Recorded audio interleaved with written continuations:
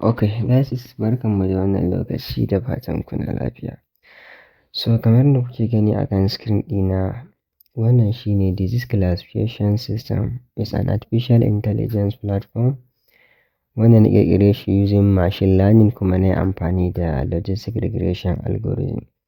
So menene aikin wannan AI system ɗin tawa? Wannan AI system ɗin za ta riƙa diagnosing ne, tana gane wani kalan cuta yake damunka. A karon farko mun yi amfani da cututtuka guda biyu, ma'ana malaria da kuma typhoid. Sannan kuma mun yi amfani da both, ma'ana malaria ko typhoid. A lokacin da baka da lafiya ka ji jikinka ya yi weak, za ka buƙaci ka je asibiti. Idan ka je asibiti, likita zai buƙaci ka gaya mai ya yanayin symptoms ɗin da kake ji. So mun kwaikwayi wannan structure ɗin ne, muka ce bari mu yi design AI system mu gani ko ita ma za ta iya ƙoƙarta ta yi predicting abin da ke damun mutum. So kamar yadda kuke gani a nan wurin, ta yi acting as a doctor, ya tambayi patient shekararsa nawa, ya ce 20, ya ce ya yanayin yanda yake jin, ya menene gender ɗinsa, ya ce female. Sannan ya ce yana jin zazzaɓi ne sosai, ya ce yes, gashi nan ya sa.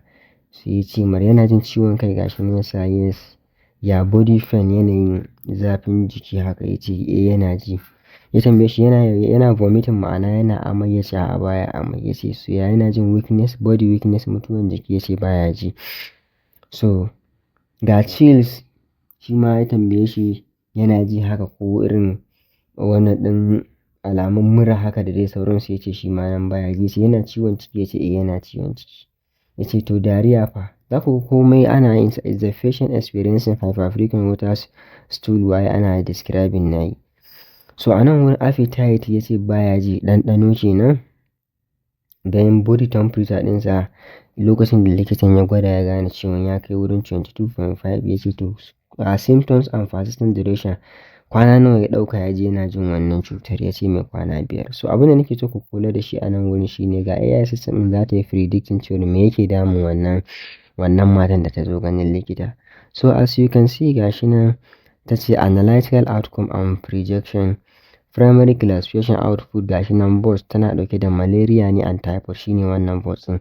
Amma typhoid ɗin nata is 54.7%, sannan kuma tana da malaria ƴar kaɗan, tana da malaria mai 42.9%, sannan akwai typhoid a tattare da ita. So wannan shine kaɗan daga cikin AI system ɗin abin da take. So bara mu sake estimating mu gani, bari in ƙara insa 25 years old, na yi amfani da na mace, wannan a ɗauka namiji ne ya zo, yana fama da zazzaɓi, yana fama da ciwon kai, misali body pain baya yi, bari mu saka no mu ga.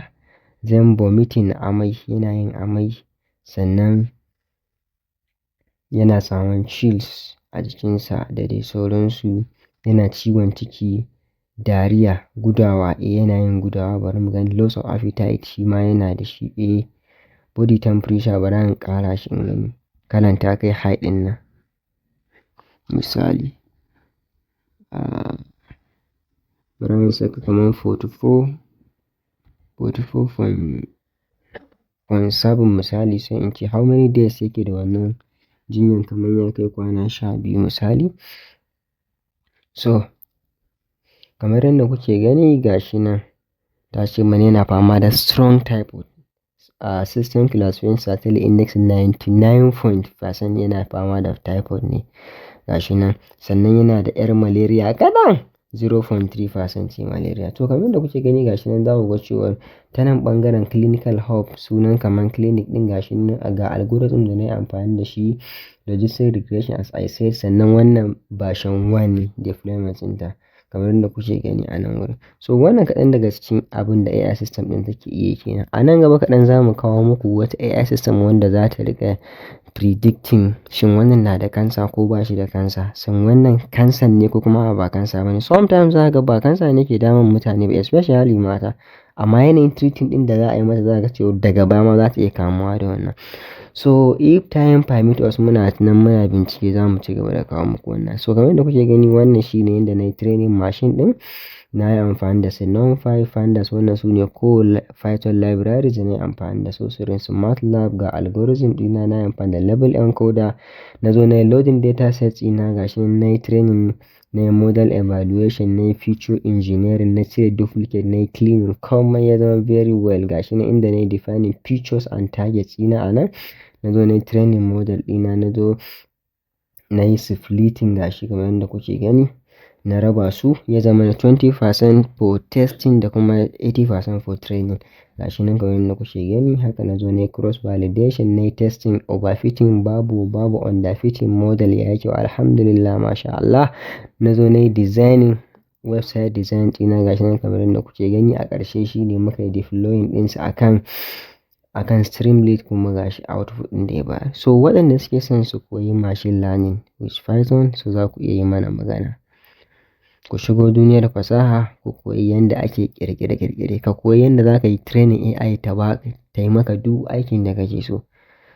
So wannan shine a taƙaice. So duk waɗanda suke da interest akan koyon Python programming ko machine learning ko whatsoever you want, so za ku iya yi mana magana.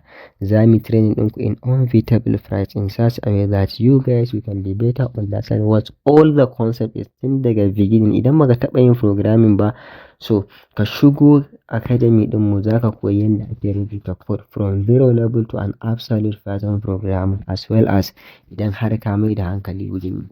So thanks for watching and have a great day.